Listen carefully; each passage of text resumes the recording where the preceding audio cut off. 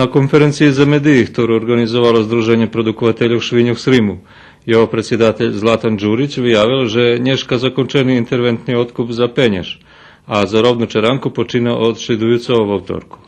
On dodal i že každý, kto dal kompletnu dokumentaciju, može pošvitko občekovať penješ na čečuci rachunok, ale že to kratko tirvaca mira, a tirvaci problem za odkupom švinjog i mlijeka i uvozom mesa i dalje ostavanje rješenja. I dalje postoji jedan nekontrolisan uvoz i uvozi se sve i svašta. Pojedine kategorije mesa koje su apsolutno zabranjene u Evropskoj uniji u Srbiju stižu u ogromnim količinama, što je veoma zabrinjavajuće.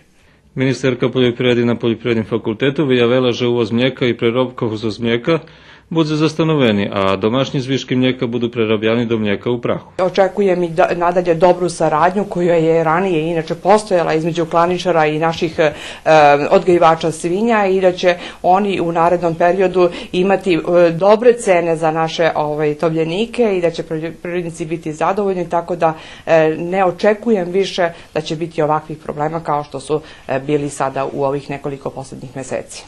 O uvozu mesa z Evropy, kotromu vyšol čas tirvanja, ministerka nie verila nič, ali dodala, že Ministerstvo poljoprivredi i trgovini 17. aprila budu u Briselu prehvarjac o dodatnih prelevmanov za uvoz i kvašno-mliječnih produktov z Evropskej uniji.